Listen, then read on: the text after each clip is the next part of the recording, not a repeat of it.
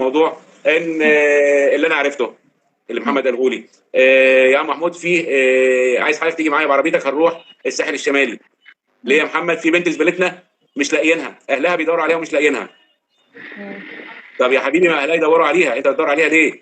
قال لك لباباها ومامتها على خلافات مع بعض وباباها مش عارف هي فين وهيتجنن عايز يشوفها، عايز يعرف مكانها. فضل من خلال محمد واصدقائه لغايه ما عرفوا مكانها. جه قال لي يا عم محمود احنا لقيناها في الساحل الشمالي في قريه كذا. تمام. سالت على القريه دي عرفت انها قريه خاصه مش منتجع سياحي، قريه خاصه، يعني الشاليهات اللي فيها شاليهات مملوكه للافراد. تمام. واخده واحد وهم كانوا في ضيافه احد الافراد هي ومجموعه من زمايلها وزملاتها في شاليه من الشاليهات دي. تمام. قلت له يا محمد كده يبقى انت مالكش ان انت تتدخل في الموضوع ده. الكلام ده كان تاريخه ايه لو حضرتك تفتكر؟ كنا تقريبا في شهر 7 2020؟ لا كان من حوالي سنه تقريبا او تقريبا 2020. تمام. طب هو ما قالكش بقى ان هو ولا بيحبها ولا اي حاجه؟ لا قال لك زميلتي بس. لا قال لي ان هو بيحبها وهيرتبط بيها ووراني صورها من على صفحتها. طبعا انا ساعه شفت صورها يعني ايه قلت له يا محمد حاول تبعد عن البنت دي، البنت دي مش هينفع انها تعيش او تعاشر اهلك. تمام. على الوضع اللي انا شفته دوت يا ابني مش هينفع. قال لي انا بعمل بس عشان خاطر انا بعمل كده كل ده عشان خاطر باباها، ده باباها هيموت. أيوة. قلت له باباها هيموت يعني وسايبها كده ازاي يعني؟ كلام والدها ان البنت دي مع شله هتفسدها فاحنا قلت البركه فيك يا محمد. صوابها. ونفس الكلام ده باباها قاله لابن اخوه لو تفتكروا. فالقضيه دي وراها حاجات كتير. في الحالتين الكلام يدينه. بالظبط صح. الكلام في الحالتين يدينه. انت بنتك طالعه رحله الساحل الشمالي مع شباب تعمل ايه؟ ولو طلع شغل ايه؟ صدفه. هي كانت في الساحل فعلا وهو كان عارف، كان بيتتبع خطواتها، كانت في الساحل فتره في رحله وهو كان بيتتبع خطواتها لكن بعلم منه. ايوه طبعا بعلم منه. هي كانت فعلا شغاله ايامي صرف لنا مثلا في عربيه لو يدفع يعني وكده واخد ابوها ونروح نجيبها يعني وكده. تمام. حاول ان انت مثلا تكلمنا اي حد تبعك يشوف لنا عربية يعني نسافر بيها. تمام. واحنا هنروح صد رد يعني هنجيب البيت وهنرجع على طول، يعني مش رايحين نتفسح ولا هنعمل حاجة، فاهمني؟ وبالله عليك يا محسن حاول تخدمني في الموضوع ده بجد. أنا من ساعة ما أنا كلمتك من شهر 1 وأنت قلت لي سهلة ومش عارف إيه، وكان ليك ساعتها أعذارك وكده. دلوقتي لو مش عشان فعشان الراجل اللي هو عايز يلم بيته ويلم البيت ويعمل كده. تمام. فأنت عشان خاطري شوف تتحل إزاي ووقف جنبي في الموضوع ده عشان يعني أخلص منه بقى، ويعني عشان الموضوع بجد والله يعني كبير مش صغير، فاهم؟ احنا هنتطرق يا استاذ محمود شاكر لنقطتين.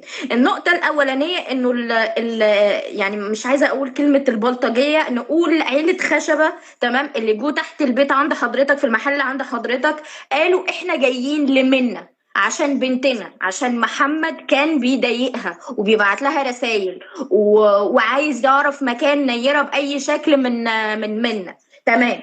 هل ده يسمح لهم انهم يتبلطجوا ويقولوا او يخرجوا الالفاظ اللي طلعت منهم يوم الحادثه؟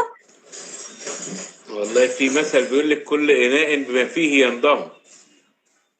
بس ما فيش لا اثبات ولا محمد اعترف ان هو عاكسها ولا اي حاجه، هو ده بس كانت حجه. لا كان في محادثات على التليفون ما بينه وما بين منى، كان بيسالها عن نيره وكانت بتصده دايما، واللي فهمته منها انها كانت بتحاول بتعليمات من نيره انها ما تعرفوش مكانها. ومحمد طيب غلط او شد معاها قوي بالفاظ هي شتمته وغلطت فيه وهو رد عليها وغلطوا في بعض وشتموا بعض. هما الاثنين لان الموضوع كان وصل لمرحله من الاستفزاز كبيره. هي استفزته يعني. ايوه هما وقالت له الفاظ مش كويسه. جم بتحريض من مين؟ من اهل نيره طبعا. تمام. بس يا استاذ محمود شاكر هم في اعترافاتهم يا فندم قالوا احنا رحنا عشان بنتنا لحمنا ودمنا، ما قالوش علشان منا. فمعنى كده ان في كده. شوفي حضرتك اللي حصل لما الناس دي جم قالوا ان هو بيضايقها،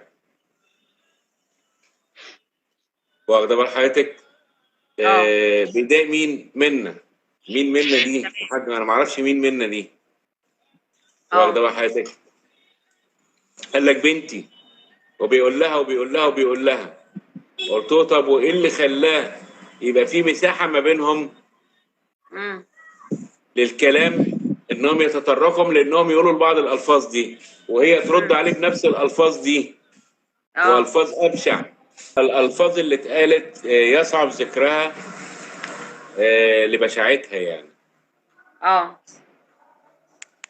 ما هو بصوا حضراتكم كل الناس اللي بتسأل بعد اعترافهم هم نفسهم، ده هم منزلين فيديوهات بيعترفوا بيهم باللي حصل.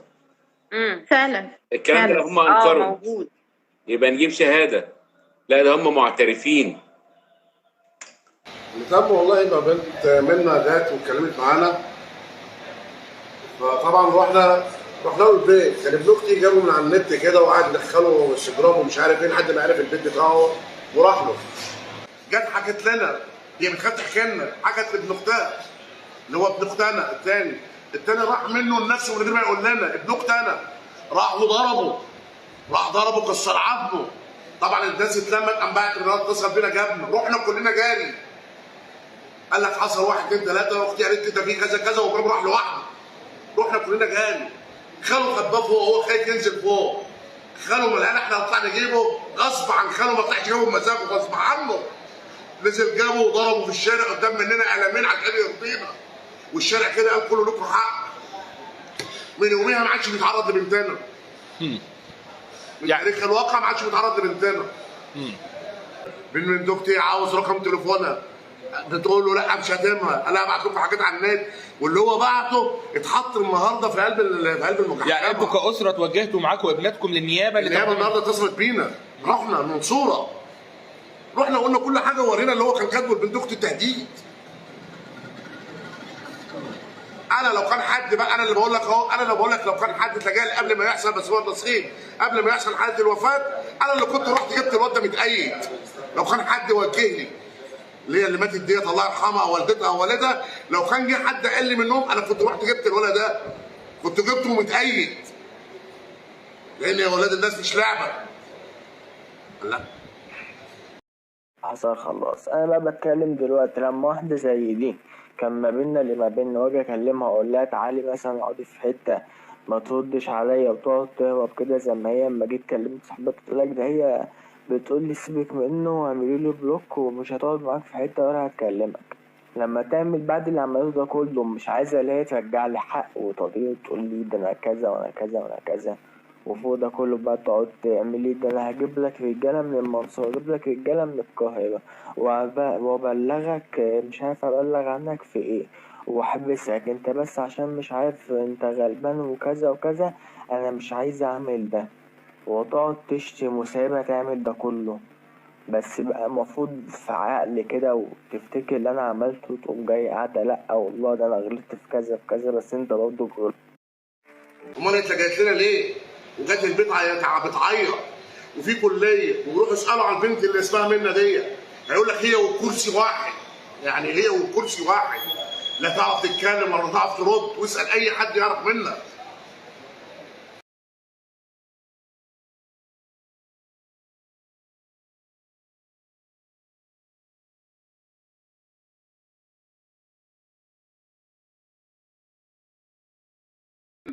طبعا احنا عرفنا بالموضوع، اخويا الكبير عرف مكانه فين وخلال اتحركوا عنده، تمام. وخاله نفسه اللي قال ان هم احنا اللي جينا ضربناه، لا ده هو اللي ضربه قبل مننا عشان عارف ان هو عمل حركات. لا خالي المتهم القاتل اللي هو بيتكلم اللي هو قال ان احنا اللي جينا ضربناه، لا ده هو ضربه قبل مننا عشان يرضيه. هل يقدروا اهل محمد يشتكوا البلطجيه اللي جوا لمحمد تحت البيت دلوقتي؟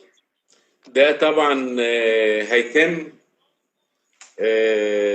قريب جدا، وخصوصا ان هم معترفين باللي حصل، وكل الاجراءات هتتم ان شاء الله في ميعادها. انتوا فوجئتوا بشكوى من ابنتكم من عصام زميله الفتاه الضحيه. هي خافت تقول لنا لان احنا عارفين ان احنا عصبيين وكله عارف بكده. فابن اختي اللي راح رن علينا من هناك، رحت انا ورحت لقيت والدها والولد ابن اختي، ورحت انا واخويا واصحابي. فعاوزين الولد خبوه فوق. خاله قال له انا هنزل اطلع اجيبه اللي هو اللي اسمه محمود اللي بيتكلم النهارده ده كل كلامه كذب. اللي البنت ما تعرفوش، البنت مالهاش كلام معاه، البنت عمرها ما قالت له ازيك لان هو كذاب. لان هو عنده عيال وربنا هيكرمه بنفس البنت ما حصل فيها كده هيحصل بعياله كده لانه مش حقاني وبيضيع حق البنت. طلع جاب الولد قال لك عشان ارضيكوا ضربوا قلمين قدام الشارع والشارع كله شتم وهزقوا وادينا له انذار ببنتنا مالناش دعوه بالبنت اللي اتوفت. كان الكلام مع بنتنا احنا لان هو شتم بنتنا. احنا ما نعرفش الموضوع الثاني اللي هو عاوز رقم تليفون بس. بنتنا قالت له معيش رقم تليفون لا وانا كده قام شتمها وهددها. رحنا كنت انت ما تعرفوش البنت اللي اتوفت. هو راح لها البيت قد ما دي رفض زي اي واحد يخش اي بيت واترفض. هو مش سايبها ما سابهاش في حالها، سابت محلها وراحت مصر اشتغلت في مصر وبتيجي على الامتحانات مش سايبها في حالها. لان احنا ما رحناها خلوا عشان يرضينا يبقى ضربوا ولا بيت في وسط الشارع وكانوا بيبوسوا جسمنا. الراجل اللي هو طالع النهارده بيتكلم والكذاب ده اللي بيقول لك اصل كانت البنت وثيقه ما بينهم كذاب لان هي البنت ما تعرفوش اصلا. البنت جه طلب ايديها اللي هي اتوفت طلب ايديها هم رفضوا. سابت المحل وراحت قعدت اشتغلت في مصر. هو شاغل باله بيها. هو حب من طرف واحد وانا دلوقتي له بنتين الواد ده له اختين. انا راح اطلب ايد اخته قالت لي لا اموتها في شارع مين ده عاوز اعرف. ده حيوان مش بني ادم.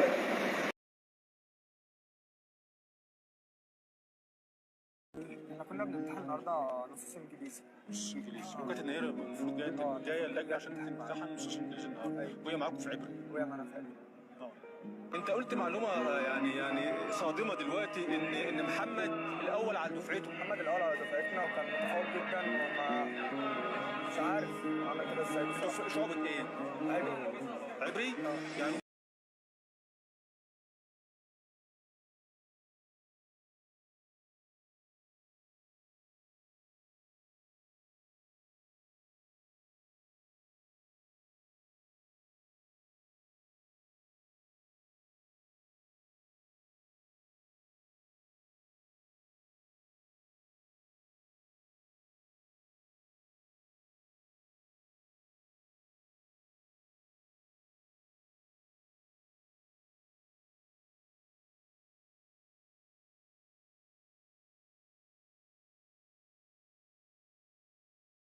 شوكولاته مع الابحاث.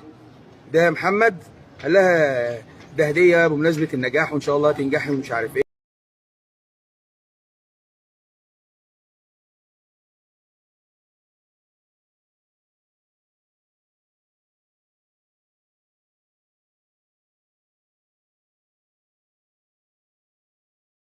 اللي انا عرفته فيما بعد ان البنت بعد ما كانت عامله له حظر ابتدت تفكر ابتدت يعني مثلا يحصل اتصال عادي هو يدخل تقريبا في نفس الموضوع تروح عامله له حظر تاني. يعني ايه؟ يعني كانت العلاقه رايحه جايه تروح وتيجي معاه متردده كده.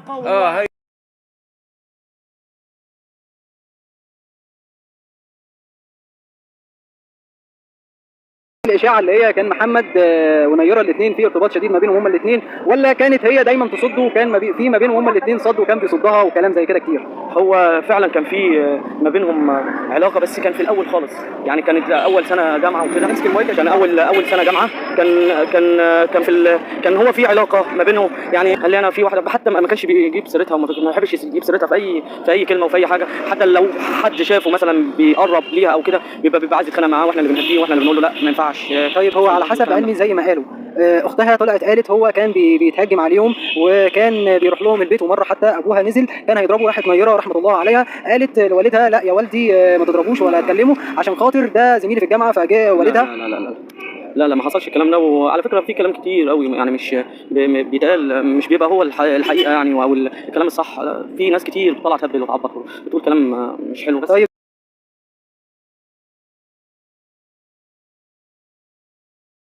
جت اتصلت ليا ابن اختي الصعيدي دماغه وحشه شويه، هو راجل محترم بس دماغه وحشه.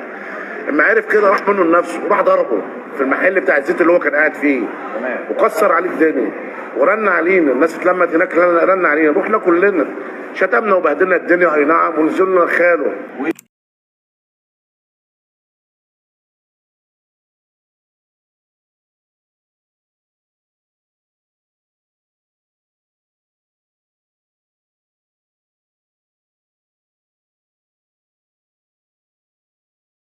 هي شتمته وغلطت فيه وهو رد عليها وغلطوا في بعض وشتموا بعض. هما الاثنين لان الموضوع كان وصل لمرحله من الاستفزاز كبيره. هي استفزته يعني. ايوه هما وقالت له الفاظ مش كويسه. بيته وسالنا عليه وجبناه، هو اعترف واعتذر، وطبعا كان في رسائل بعتها، وعلى فكره الرسائل دي النهارده وديناها النيابه.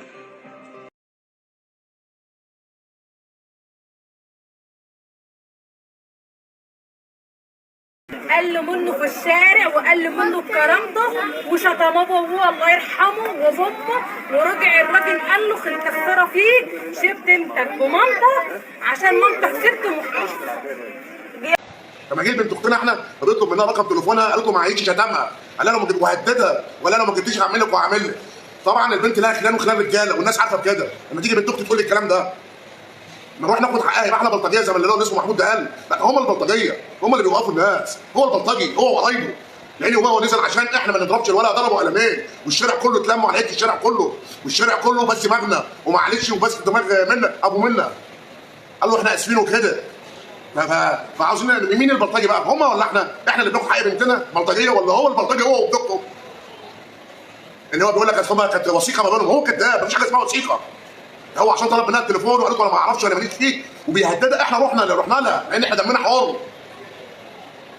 لان هم بنتين برضه، وبنقول البنتين محترمين. عما سالنا قال لك البنات محترمه، بس الولد ده اللي هو عيل وسخ، عيل تبع النت، عيل مش عارف ايه، عيل مش عارف ايه، عيل مريض نفساني.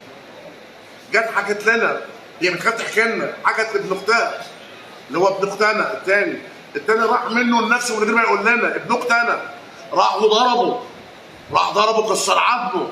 طبعا الناس اتلمت، قام بعت النهارده اتصل بينا جابنا، رحنا كلنا جاري. قال لك حصل 1 2 3 واختي قالت لي ده في كذا كذا، وابراهيم راح لوحده. رحنا كلنا جاري، ضربوا في الشارع قدام مننا قلمين عشان يرضينا، والشارع كده قال كله لكم حق. من يوميها ما عادش بيتعرض لبنتنا.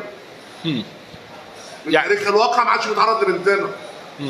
شتم، بقول لك كانت جايبه بلطجيه ايه اللي هو اللي ما بيفهمش ده، اللي هو بنته يعني خلاها بنته اتشتمت واتبهدلت وراح ياخد حق بنته يقول لك بلطجيه. في شرع مين ده؟ يقول له اتقي الله. لا هم عشان رايحين ياخدوا من حق بنتهم البلطجيه. لا انت البلطجي انت وابن اختك. تبرهن بايه هروب اسره المتهم القاتل امه وشقيقتيه؟ لان هم عارفين بالواقع وعارفين بكل حاجه، لان حصل زي في البيت قبل كده مره واثنين، وما رحنا احنا خافوا وقفلوا على نفسهم البيت، عارفين قذاره ابنهم.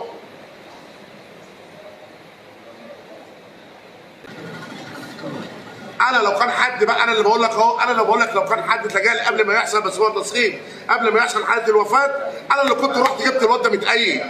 لو كان حد وجه لي اللي هي اللي ماتت ديت الله يرحمها او والدتها او والدها، لو كان جه حد قال لي منهم انا كنت رحت جبت الولد ده، كنت جبته متأيد. ضربوا قلمين في وسط الشارع اما لقى ابن اخته غلطان. اللي هو بيقول لك ناس بلطجيه، ناس عشوائيه، لا هو اللي عشوائي مش احنا.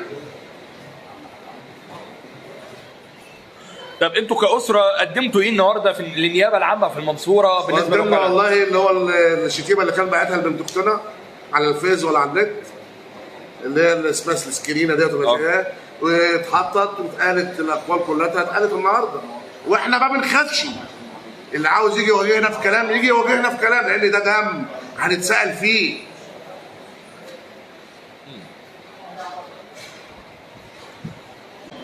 وبرضه مستنيها ويركب العربيه ومعاه سكينه، يبقى بناء على ايه؟ اللي خلق بيقول لك معهوش سكينه مش مطبخ. طب انت راكب عربيه ورايح بقى المنصوره ومعاك سكينه ليه؟ اللي انت بتقول انت في الجامعه. لا خاله بيظلم البنت اللي توفت، لان هو عنده بنات هيلاقي اللي يظلمهم، لان ده دم وده حق. انا ما اعرفش اللي توفت، انا ما اعرفهاش، بس اعرف اللي هي صديقه او اخت بنت اختي. انا من ساعه ما سمعت الخبر وانا بتمنى كنت مسكت الولد ده، كنت طلعته مصارينه في ايدي. لان مش البنت دي اللي تموت الموته ديت. بالله هي بنت محترمه وبنت مالهاش اي سلوك مع اي حد، روحوا اسالوا عنها يا جدعان. بس انا عارف بنت اختي وانا بتكلم على لسان بنت اختي، لان انا ادرى بنت اختي ايه. بنت محترمه مالهاش دعوه بحد، واللي يقول بنت اختي بصت لواحد. النيابه العامه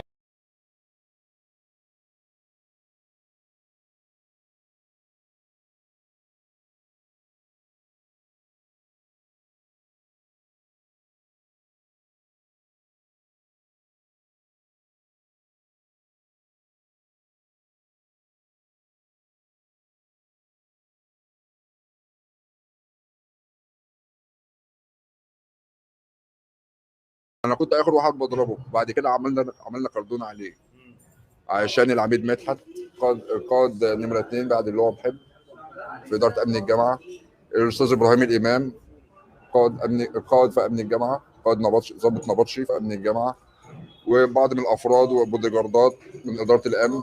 عملنا كردون على الطالب الواقع على الارض لحين وصول الداخليه. اتهم وهو واقف معايا بيقول لي تليفوني فين، عليه صور بيني وبينها، سمعتوه دلوقتي صح؟ انا شفتك كنت واقف معاه فعلا وهو بيقول كده نصا صح يا استاذه؟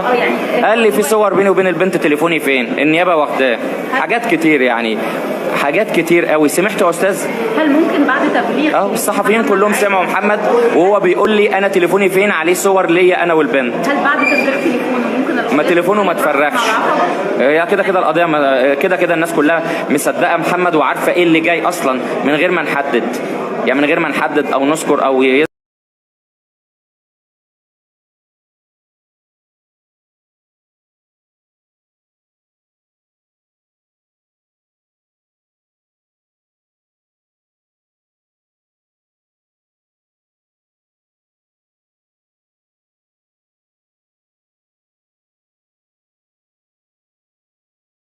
مش شايف ده محمد اللي قدامي ده في الفيديو، مش ده محمد اللي انا، لا في حاجه غلط، في حاجه مش طبيعيه. الموضوع مش طبيعي. ازاي انت راجل رايح تمتحن ورايح قاعد تذاكر طول الليل، مش قاعد مثلا مقضيها في كافيه او نايم ومكبر دماغك، لا ده انت بتذاكر طول الليل وبتراجع الماده اللي هتمتحن فيها، وفي نفس الوقت قبل ما تدخل الامتحان تدخل تقتل واحده زميلتك. لا في حاجه غلط. لان انت لو انت عاقد العزم من بالليل على انك هتروح تقتلها، ما كنتش هتضيع وقتك في انك تقضي مذاكره طول الليل. يعني طول الليل بيذاكر، طول الليل بيذاكر، والدته قاعده جنبه وبتعمل له مشروبات، ده كلام والدته لحضرتك، ده اللي حاصل، ده كان مرتبط ثاني يوم ده اللي حاصل. لان في ناس بتقول لك حضرتك عرفت الكلام ده منين؟ لا ده اللي حاصل، كلام والدته وكلام اخواته البنات. وصلت انت معاهم بعد الوقت؟ وكلام اخواته البنات ان الموضوع هم ونفسهم كلهم مندهشين ازاي الكلام ده يحصل. مفيش اي ترتيب لحاجه زي كده. كلمنا عن يوم محمد ابتدى ازاي يوم الواقعه. اولا هو كان سهران لغايه تقريبا قرب الفجر يذاكر. والدته كانت قاعده متابعه مذاكرته، عايز حاجه يا محمد اعمل لك حاجه يا محمد، بشكل طبيعي جدا. واخد بال حضرتك. قام الصبح طلبت له الفطار وقعد فطر، واخواته حتى صحوا وقعدوا فطروا معاه، وقعدوا يهزروا ويضحكوا هم بيفطروا ما اعرفش ايه. محمد يلا مش عايزين حاجه، لا مع السلامه محمد ربنا يوفقك. خد بعضه ونزل عادي جدا وهو لابس لبس جميل. هو يعني طول عمره لبسه كويس، مهتم بمظهره، مهتم بنفسه.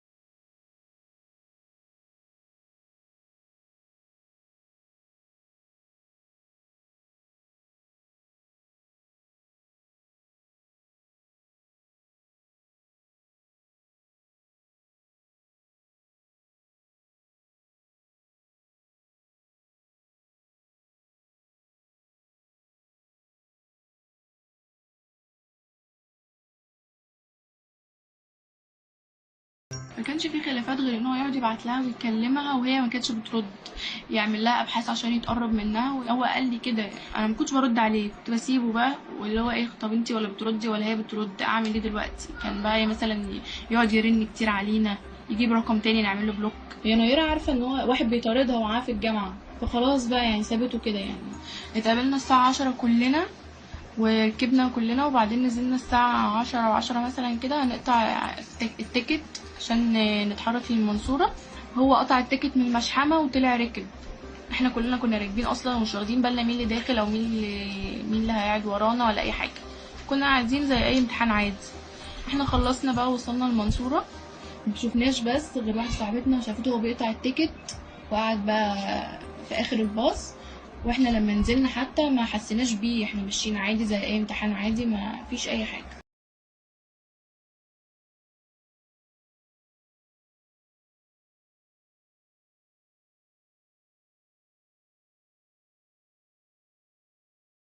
فتوجهنا لبيته، رحنا بيته وسالنا عليه وجبناه. هو اعترف واعتذر، وطبعا كان في رسائل بعتها، وعلى فكره الرسائل دي النهارده وديناها النيابه، وهي دخلت شهدت بالكلام ده في النيابه النهارده اللي انطلبت في النيابه، لانها هي كانت موجوده ساعه ايه؟ وقوع الحادثه. خالها ده قابلناه، وكان معانا ناس محترمه مش بلطجيه، اهلي اخواتي وولاد اخواتي، لان دي بنتنا ما ينفعش حد يجيب سيرتنا. وخاله عشان يراضينا ضربه بكام قلم، وتعهد اللي هو ملهوش دعوه بنتنا ولا يطلب منها رقم المرحومه اسمها نيره، ولا يحشرها في اي حاجه تخصها. الكلام ده حوالي من 8 شهور. على فكره يا استاذ والدته قالت ده هو بيضربنا ومبهدلنا، معلش احنا اسفين. والدة القاتل قالت كده. ايوه كده، قالت معلش ده هو مبهدلنا، ومش اول واقعه دي يعملها. من فتره برضو ناس تانية قبل ما احنا رحنا زعلنا هناك، ناس تانية راحت وزعقته هناك وضربوه.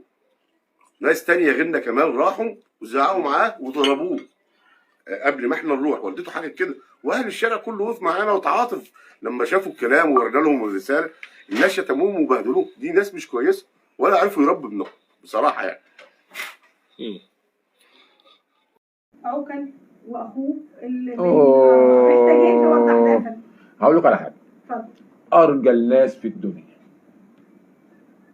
ومش بلطجيه، خلي بالك ان والده نيره ما اجرتش بلطجيه وبعتته، ما راحوش عندي البيت عند الولد.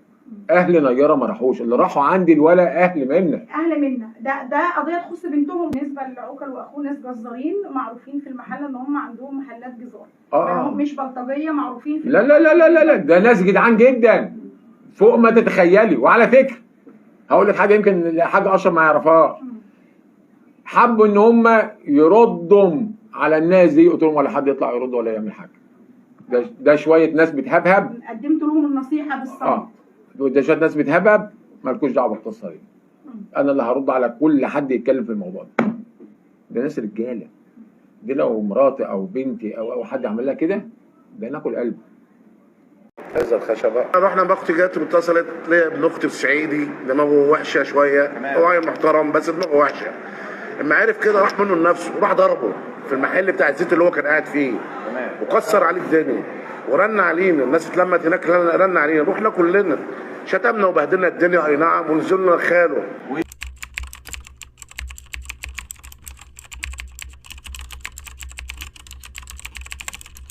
ماما انا عايزه الفيديو بتاعي ده وانا صغيره اللي كنت بغني فيه ده. حاولي بابا يحطه على التليفون ويبعتولي على الواتساب. وعادي بابا وماما عارفين كده. تعالى بابا اللي قال لي اصلا مش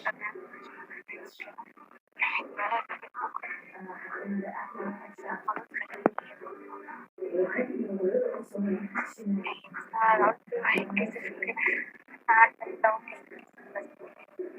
يا ريت ما تجيش الموضوع حاضر جدا. اقول لك ايه،